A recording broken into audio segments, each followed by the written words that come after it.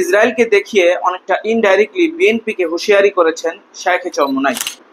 সম্প্রতি বাংলাদেশের উত্তরবঙ্গের দিকের একটা নির্বাচনী প্রোগ্রামের মধ্যে তিনি বিএনপিকে ইনডাইরেক্টলি উদ্দেশ্য করে বলেন যে যখন ইসরায়েল ইরানের উপর অ্যাটাক করেছিল, অ্যাটাক করার ঠিক আগ মুহূর্তে তারা কিন্তু কখনো কল্পনাও করতে পারে নাই যে ইরান এতটা সুন্দরভাবে, সুশৃঙ্খলভাবে এবং এতটা বীরত্বের সাথে তাদের সেই আক্রমণের পাল্টা উত্তর দিবে। তারা ভেবেছিল যে ইরানও হয়তোবা ওই নিরীহ ফিলিস্তিনিদের মতো এরকম একটা চিন্তা ভাবনার জায়গা থেকেই তারা ইরানের উপর অ্যাটাকটা করেছিল। আর অ্যাটাক করার পরে ইসরায়েলের বর্তমানে ঠিক কি অবস্থা এটা আমরা সকলেই কম বেশি জানি। এই অবস্থা থেকে ইশারা করে, ইঙ্গিত করে চরমোনাই পীর সাহেবের ছোট ভাই শায়েখে চরমোনাই তিনি বলেছেন যে আগামীতে যারা নির্বাচনে প্রতিদ্বন্দ্বিতা তাদের সাথে করতে যাচ্ছে, অর্থাৎ এখন যারা চাঁদাবাজি করছে তাদের ভাষায়, কিংবা যারা এই লুটতরাজগুলো করছে, দেশটাকে অস্থিতিশীল করার চেষ্টা করছে, তাদেরকে উদ্দেশ্য করে এই নেতা বলেন যে তারা কল্পনাও করতে পারছে না যদি ইসলামপন্থীরা যদি ঐক্যবদ্ধ হয়ে যায় তাহলে বাংলাদেশে কি ঘটতে পারে। প্রত্যেকটা ঘরে ঘরে থেকে ইসলামী সৈনিক তৈরি হবে, দেশ রক্ষায় যারা অকুতোভয় হবে, যারা নিজের জীবন উৎসর্গ করবে, প্রত্যেকটা ঘরে ঘরে তৈরি হবে।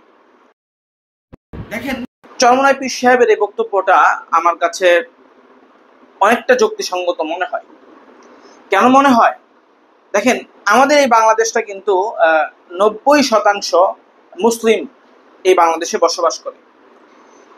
ধরেন এর মধ্যে প্রায় বেশিরভাগ মানুষই হয়তোবা আমাদের ইসলামী যে রীতিনীতি বা অনুশাসনগুলো রয়েছে এগুলো প্রপারলি হয়তোবা মানে না, কিন্তু তথাপিও তাদের ইসলামের প্রতি, ইসলামী আইনের প্রতি একটা গভীর শ্রদ্ধার জায়গা রয়েছে এবং ইসলামপন্থীদের প্রতি তাদের একটা দুর্বলতার জায়গা রয়েছে।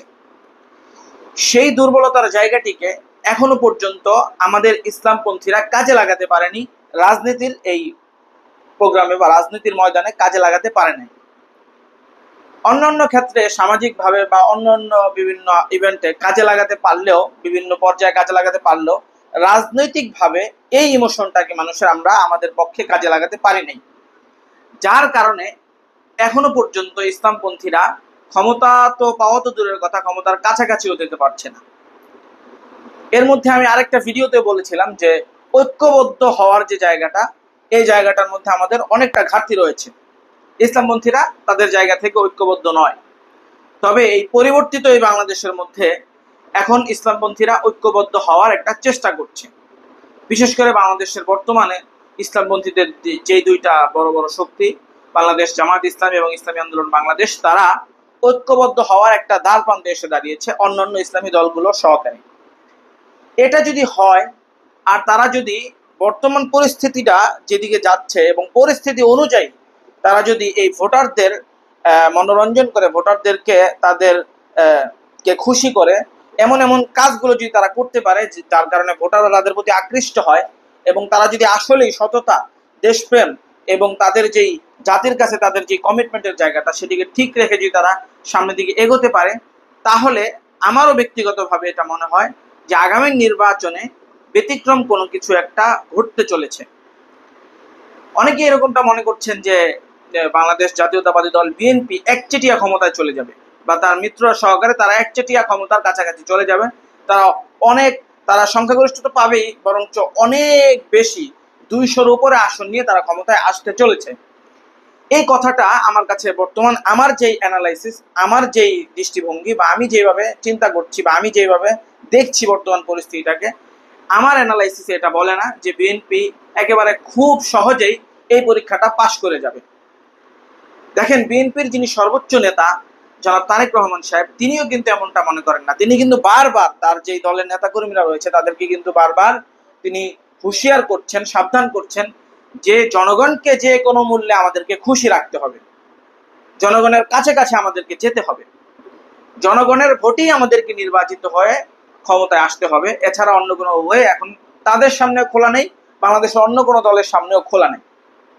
কিন্তু বর্তমান মাঠের পরিস্থিতি বলছে যে এই দলটার উপর জনগণ অনেকটাই ক্ষুব্ধ, তাদের সম্প্রতি অনেক কর্মকাণ্ডের কারণে।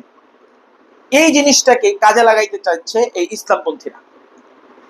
পীর সাহেব চরমোনাইয়ের যে দল ইসলামী আন্দোলন বাংলাদেশ এবং জামাত ইসলামী, তারা হলাওভাবে প্রচার করছে বিএনপি চাঁদাবাজি করছে, বিএনপি অমুক অন্যায় কাজের সাথে জড়িত, অমুক জায়গা দখল করছে, এই করছে সেই করছে, হ্যান করছে ত্যান করছে, এমন অনেক ন্যারেটিভ একেবারে খুব সফলতার সাথে আমাদের মধ্যে, সমাজের মধ্যে ছড়িয়ে দিয়েছে ইসলামিক দলগুলো এবং বিএনপির বিরোধী যারা রয়েছে তারা সকলে মিলে।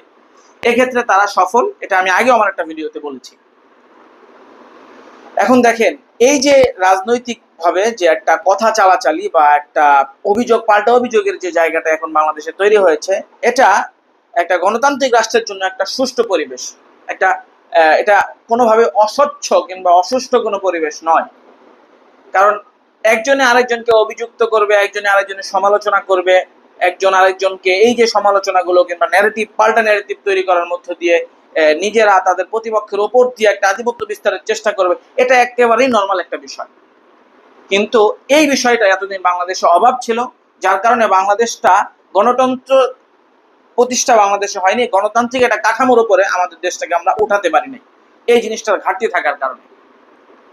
আমি আগেও আমার কয়েকটা ভিডিওতে বলেছি, এই জনাব শায়েখে চরমোনাই এবং তার যে দল, তারা খুব স্মার্টলি বর্তমানে তাদের যে প্রতিদ্বন্দ্বী রয়েছেন তাদের সমালোচনা করে যাচ্ছেন এবং তাদের সাথে রাজনৈতিক যে প্রতিদ্বন্দ্বিতা, সেই প্রতিদ্বন্দ্বিতায় তারা খুব ভালোভাবেই মাঠে এখনো পর্যন্ত সফলতার সাথে টিকে রয়েছেন। এরই একটা নিদর্শন দেখলাম আমরা এই সম্প্রতি পীর সাহেব চরমোনাইয়ের যে একটা বক্তব্য বা তার যে প্রোগ্রাম, সেই প্রোগ্রামের মধ্যে এর একটা নিদর্শন আমরা কিন্তু দেখলাম। সার কথা হচ্ছে এই, বর্তমান বাংলাদেশে, এই পরিবর্তিত বাংলাদেশে ইসলামপন্থীদের ঐক্যবদ্ধ হওয়া অনস্বীকার্য, এটা হতেই হবে। যদি এটা না হয় তাহলে বাংলাদেশের জনগণ ইসলামপন্থীদের থেকে একেবারেই মুখ ফিরিয়ে নিবে, ইসলামপন্থীদের কোনো মুখ থাকবে না জনগণের সামনে দাঁড়ানোর। আর রাজনৈতিকভাবে ইসলামপন্থীদের ওপর জনগণের যে একটা বিশ্বাস অলরেডি তৈরি হতে শুরু করেছে, এই বিশ্বাসটাও একেবারেই মাঠে মারা যাবে, একেবারে ধূলিসাৎ হয়ে যাবে, যা নিঃসন্দেহে আমাদের এই মুসলিম কান্ট্রির জন্য ক্ষতিকর একটা বিষয় হিসেবে আবির্ভূত হবে এবং দেশও এর দ্বারা অনেক ক্ষতিগ্রস্ত হবে, ইসলামপন্থীরা ক্ষতিগ্রস্ত হবে, সর্বোপরি সবচেয়ে বেশি ক্ষতিগ্রস্ত হবে ইসলাম এবং আমাদের দেশের স্বাধীনতার সার্বভৌমত্ব। অতএব আমার ক্ষুদ্র জ্ঞান থেকে আমি মনে করি ইসলামপন্থীদের ঐক্যবদ্ধ হওয়া বর্তমান সময়ের সবচেয়ে বড় দাবি। আল্লাহ আমাদেরকে সঠিকটা চিনে সঠিক পদক্ষেপ গ্রহণ করে দেশ এবং জাতির পক্ষে অবদান রাখার তৌফিক দান করুক। আমিন ইয়া রাব্বাল আলামিন।